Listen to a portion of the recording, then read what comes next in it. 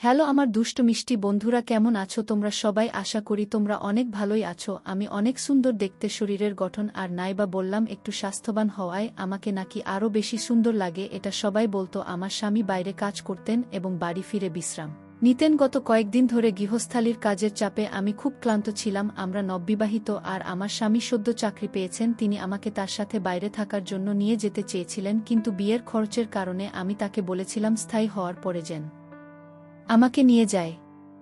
আমার স্বামী কাজে চলে যাওয়ায় আমাদের পরিবারও তাকে ছেড়ে চলে যেতে হয়েছিল। শ্বশুরবাড়ির সবাই অন্য শহরে থাকতেন। এই বাড়িটি আমার স্বামীর নামে ছিল এবং আমাদের বিয়ের পর আমরা এটি কিনেছিলাম। বিয়ের এক সপ্তাহ পরে শ্বশুর শাশুড়ি আমাদের বাড়ি ছেড়ে চলে যান। আজ আমার স্বামী বাইরে আর আমি একা। তিনি তার বাবা মাকে আমাদের বাড়িতে রেখেছিলেন যাতে তারা আমার সাথে থাকতে পারে। ক্লান্ত হয়ে রেল স্টেশন থেকে ফিরে আমি রুমে বিশ্রাম নিতে গিয়ে শুয়ে পড়লাম। হঠাৎ মনে হলো কেউ আমার পাশে শুয়ে আছে। আমার আতঙ্কে চোখ খুলতেই দেখি শ্বশুর আমার পাশে শুয়ে আছেন। তাকে দেখে আমি হতবাক হয়ে গেলাম। তার উপস্থিতি আমার কাছে অদ্ভুত মনে হলো, কিন্তু তিনি স্বাভাবিকভাবেই বললেন, সুমনা তুমি খুব ক্লান্ত, আরামে ঘুমাও। আমি তাড়াতাড়ি বললাম, বাবা আমি সুমনা নই, আমি লয়লা, আপনার ছেলে রিপনের বউ। তাড়াতাড়ি দরজার কাছে গিয়ে আওয়াজ করতে লাগলাম শ্বশুরবাড়িতে শ্বশুরের এভাবে আসাটা খুব অদ্ভুত লাগছিল। হঠাৎ আমার শাশুড়ি ঘরে ঢুকে জানতে চাইলেন, তোমার শ্বশুর এখানে কি করছেন? তারপর বিব্রত হয়ে বললেন, তোমার শ্বশুর স্মৃতিভ্রংশে ভুগছেন, তাই হয়তো ভুল করে এখানে এসেছেন। আমি তখনই স্বস্তি পেলাম। শ্বশুরের ভুল বোঝার কারণে এই ঘটনা ঘটেছে, যা আমার কাছে ভয়ানক ছিল। এটি অন্যায় ছিল, কিন্তু আমার শ্বশুর স্মৃতিভ্রষ্টতার কারণে ভুল করে আমার রুমে এসেছিলেন। আমি দরজা বন্ধ করিনি, কারণ আমরা দুজনেই এই বাড়িতে একা থাকতাম। আমি আবার শুয়ে পড়লাম, কিন্তু ঘুমাতে পারছিলাম না। আমার স্বামী এখন বাইরে থাকে, তাই আমাকে শ্বশুর শাশুড়ির সাথে থাকতে হয়। প্রায় 2-3 মাস ধরে আমি একাই ছিলাম। সদ্য বিবাহিত হওয়ায় স্বামীর ইচ্ছা মেনে নেওয়া ছাড়া আর কোনো উপায় ছিল না। আমার স্বামীর পরিবার আমাদের বাড়িতে এলো। আমার শ্বশুর স্মৃতিভ্রষ্ট ছিলেন, যা আমাকে চিন্তিত করেছিল। এতদিন আমি জানতাম না, কিন্তু এখন বুঝতে পারলাম তার সাথে থাকা কঠিন হবে। বিয়ের পর পুরো এক সপ্তাহ শ্বশুর শাশুড়ি আমাদের বাড়িতে ছিলেন। সেই সময় শ্বশুরের অসুস্থতার কোনো লক্ষণ দেখিনি, কিন্তু স্বামী চলে যাওয়ার পর তার স্মৃতিভ্রষ্টতা প্রকাশ পেল। এ অবস্থায় তার যত্ন নেওয়া কঠিন হবে সারা রাত। এভাবে ভাবতে ভাবতে সকালে রান্নাঘরে গেলাম নাস্তা করতে। তখনই শ্বশুর এসে হাত জোট করে দাঁড়ালেন। আমি চিন্তিত হয়ে বললাম, কি ব্যাপার বাবা, এভাবে হাত জোট করে দাঁড়িয়ে আছেন কেন? শ্বশুর বললেন, রাতে আমি ভুলে গিয়েছিলাম কোনটা আমার রুম আর কোনটা আমার বউয়ের। খুবই লজ্জিত। আমি যদি জানতাম এমনটা হতো না। ভবিষ্যতে যদি ভুল করি ক্ষমা করবেন। আমি বললাম, বাবা আপনি আমার বর, যা হয়েছে ভুলে যান। এরপর তাকে বাইরে পাঠিয়ে চা নিয়ে আসলাম। আমারও খারাপ লাগছিল, কিন্তু শ্বশুরকে বিব্রত দেখে বুঝলাম আমারও ভুল ছিল। আমরা সবাই মিলে নাস্তা করলাম। তবে আমি আমার স্বামীকে খুব মিস করছিলাম। তিনি প্রতি কয়েক ঘন্টা পর পর ফোন করতেন। শাশুড়িও আমাকে খুব ভালোবাসতেন। আমাদের দিনগুলো ভালোই যাচ্ছিল। শ্বশুর শাশুড়ির আচরণে আমি অনেক হাসতাম। এটা একটা মজার ঘটনা ছিল। যখন আমার স্বামী ফোন করলেন, আমি বললাম শ্বশুর শাশুড়ি এর সাথে থাকায় আমি একাকিত্ব অনুভব করছি না। তিনি বললেন, এজন্যই তাদের এখানে রেখে গেছেন। একদিন বিকেল 5টা, গরমের দিনে আবহাওয়া ভালো ছিল। আমি কিছুটা বাতাস নিতে বারান্দায় গেলাম। দোলনায় বসে মোবাইল ব্যবহার করছিলাম। শ্বশুর আবার ভুলে গেলেন যে আমি তার বউ নই, আমি তার ছেলের বউ। এই সময় মা ঠান্ডা হাওয়া খেতে খেতে বারান্দায় এসে জিজ্ঞেস করলেন, কি ব্যাপার, কোনো সমস্যা আছে? আমি উত্তর দেওয়ার আগেই মা শ্বশুরের হাত ধরে তাকে ছাদ থেকে নামিয়ে নিলেন। তিনি বললেন, শ্বশুরের দিনে কয়েকবার এমন খিঁচুনি হয়। পরের দিন রিপন ফোন করল। আমি তাকে বিষয়টি বলতে চাইলাম, কিন্তু মা এসে বললেন, তুমি তোমার বাবার কর্মকাণ্ডের কথা বলো। শ্বশুর জানতেন যে আমার স্বামী প্রতিদিন সন্ধ্যা 4টায় ফোন করে। শ্বশুর মোবাইল নিয়ে আসলেন এবং রিপনের সাথে কথা বলার সময় তাকে কথোপকথনে জড়িয়ে ফেললেন। অনেকক্ষণ পর যখন শ্বশুর ফিরলেন, তখন আমি রিপনের সাথে কথা বলার সুযোগ পেলাম না। মা বললেন, কেন কল কেটে দিল? এরপর বললেন, রিপনের একটি গুরুত্বপূর্ণ মিটিং আছে, রাতে ফোন করবে, তখন কথা বলো। সারা রাত অপেক্ষা করেও রিপনের কল পেলাম না। আমার শাশুড়ি পাশে বসে টিভি দেখছিলেন। তিনি বললেন, বৌমা তোমার বাবার কাজের সঙ্গে রিপন এর কোনো সম্পর্ক নেই। দয়া করে তাকে এ বিষয়ে কিছু বলো না, নইলে সে টেনশনে পড়ে যাবে। আমি সময়মতো ওষুধ দিচ্ছি, তোমার বাবা তাড়াতাড়ি সুস্থ হয়ে উঠবে। আমি বিভ্রান্ত হয়ে মায়ের দিকে তাকালাম। তিনি বললেন, আমরা অনেক বছর ধরে বড় ছেলে ও পুত্রবধূর সঙ্গে থাকছিলাম। ওরা আমাদের খুব কষ্ট দিত, তাই রিপন যখন আমাদের এখানে থাকতে বলল, আমরা খুশি হলাম। তোমার বাবা সিডি থেকে পড়ে গুরুতর চোট পেয়েছিলেন। এরপর থেকে আমাদের বড় ছেলে ও মেয়ের জামাই আমাদের বাড়ি থেকে বের করে দিতে চেয়েছিল। রিপন আমাদের তার বাড়িতে রাখার সিদ্ধান্ত নিয়েছে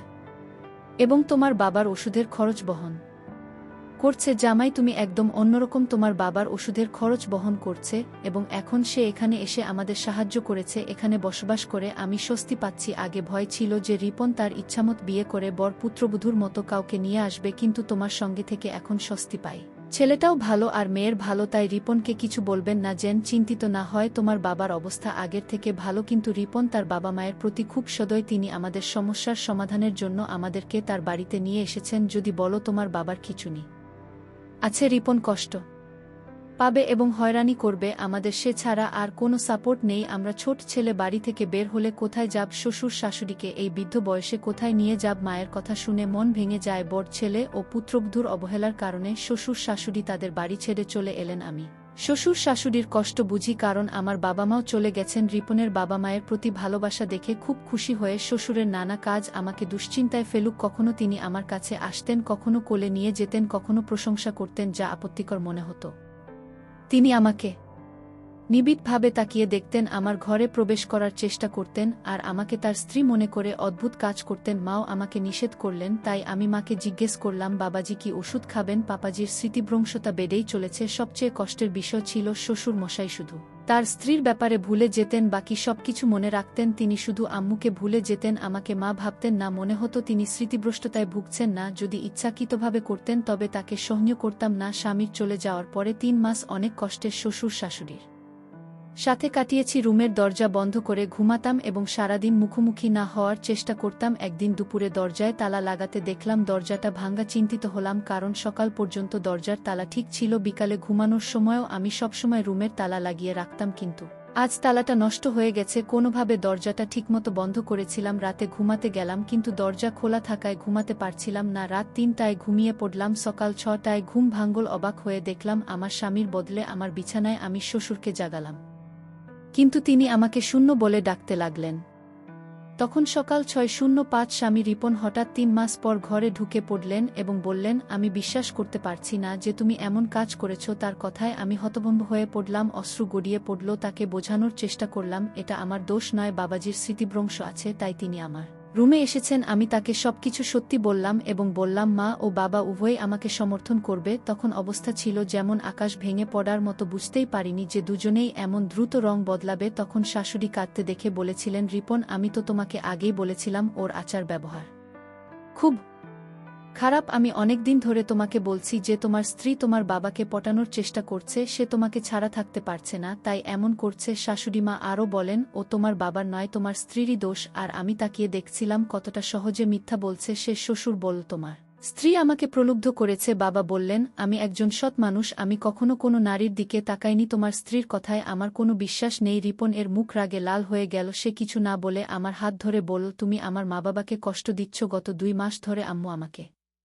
প্রতিদিন ফোন করে তোমার কিছু ছবিও পাঠিয়েছে, কিন্তু আমি আম্মুর কথা বিশ্বাস করিনি। আমার বিশ্বাস ভেঙে দিয়েছ। আজকে আমার সব ভুল ভেঙে গেল। মা বারবার বলার পরেও আমি যদি না আসতাম তাহলে কিছুই জানতাম না। আমি স্বামীর পায়ে ধরে বললাম, তুমি জানো তোমার বাবা স্মৃতিভ্রষ্টতায় ভুগছেন। তিনি সকালে 1:00টা থেকে আমার রুমে আসেন, আমাকে মা মনে করেন। আজও তেমন কিছু হয়েছে। আমি জানি না মা তোমাকে কি বলেছে, কিন্তু বিশ্বাস করো আমি তোমার বাবাকে আমি নিজের বাবার মতো দেখি। তার সাথে খারাপ কিছু করব কেন? বিপন বলল, আর কিছু শুনতে চাই না, সব শেষ। আমি বললাম, ভগবানের দোহাই এসব বলো না, আমার সংসার ভেঙে যাবে। আমি মা বাবাকে অনুরোধ করেছি সত্যি বলার জন্য, কিন্তু কেউ কিছু বলল না। তিনি বললেন, আমি এমন কিছু করছি না, আমার স্বামীকে প্রতারণা করিনি। তোমার বাবার সাথে সম্পর্ক থাকা মানে আরও লোকের সাথেও সম্পর্ক থাকতে পারে। আমি কখনোই তোমাকে বোকা বানাইনি। আমার স্বামী বলল, তুমি বারবার বোকা বানানোর চেষ্টা করছো, আমি আর বোকা হব না। বাবার মিথ্যা কথা বলার রোগ নেই। রিপন চুপচাপ ছিল, তারপর বলল, তুমি এখান থেকে চলে যাও। স্বামী আমাকে ধাক্কা দিয়ে বাড়ি থেকে বের করল। আমি মাথা ঘুরে পড়ে গেলাম। জ্ঞান ফিরলে দেখি আমি হাসপাতালের বিছানায়। আমার বিধবা বোন পাশে বসেছিল। স্বামীর সাথে সুখ না পেয়ে বোনের দুঃখ ভাগ করে নিচ্ছিলাম। আমার বোন আমাকে বলল, তুমি কি করেছ? আমি বললাম, কিছু না। বোন বলল, আমি সব জানি, শ্বশুর শাশুড়ি তোমার বিরুদ্ধে ষড়যন্ত্র করেছে। তুমি কান্না থামাও, তারপর সব খুলে বলো। আমি সব খুলে বললাম আমার বোনকে। সব শুনে সে বলল, তুমি এতটা বোকা কেন হলে? এতদিন চুপ করে সহ্য করলে কেন? তোমার স্বামীকে বললে না কেন? তোমার শ্বশুরবাড়ির লোকেরা কেন এমনটা করছে? আমি জানতাম না কি করতে হবে। রিপন আমাকে বাড়ি থেকে বের করে দিয়েছে। দিদি বলল, এমন লোকের সাথে থাকার কোনো মানে নেই যে তোমাকে বিশ্বাস করে না, তোমার শাশুড়িও খারাপ ব্যবহার করেছে। প্রায় 1 সপ্তাহ পর রিপন ডিভোর্স পেপার পাঠালো। আমি জানতে চাইলাম আমার শ্বশুর শাশুড়ি কেন এমন করছে। আমি আমার ছোটবেলার বন্ধুকে বললাম সত্যিটা জানার জন্য শ্বশুরবাড়িতে যেয়ে কাজের মেয়ে হিসেবে ঢুকে সব দেখে আসো। সে রাজি হলো। পরের দিন সে কাজের মেয়ে হিসেবে শ্বশুরবাড়িতে ঢুকলো। আমার শাশুড়ি তখন একা ছিল এবং তাকে সাহায্য করার জন্য কাউকে খুঁজছিল। বন্ধুটি বলল সে সব কাজ করবে। কাজে মেয়েটি আমার শ্বশুরবাড়িতে ঢুকে সবার আস্থা অর্জন করে এবং ঘরের সব খবর রাখতে শুরু করল। সে জানতে পারল যে আমার স্বামী এখন আর বাইরে কাজ করেন না, বরং একই শহরে আছেন। 2 দিন কেটে গেল আর আমার বন্ধুর সব শোনার পর শ্বশুরবাড়ির সব কথাবার্তা আমাকে জানাল। আমি বুঝতে পারলাম আমার সঙ্গে খারাপ আচরণের কারণ হলো আমার স্বামীর বড় ভাইয়ের বউয়ের কঠোর স্বভাব। শাশুড়ি বললেন বড় ছেলের স্ত্রী খুব খারাপ এবং লোভী ছিল আর আমার শ্বশুর শাশুড়ির উপর অনেক অত্যাচার করেছে। শ্বশুর মশাই অনেক কিছু জানলেও তার ছেলে কিছু বলেনি।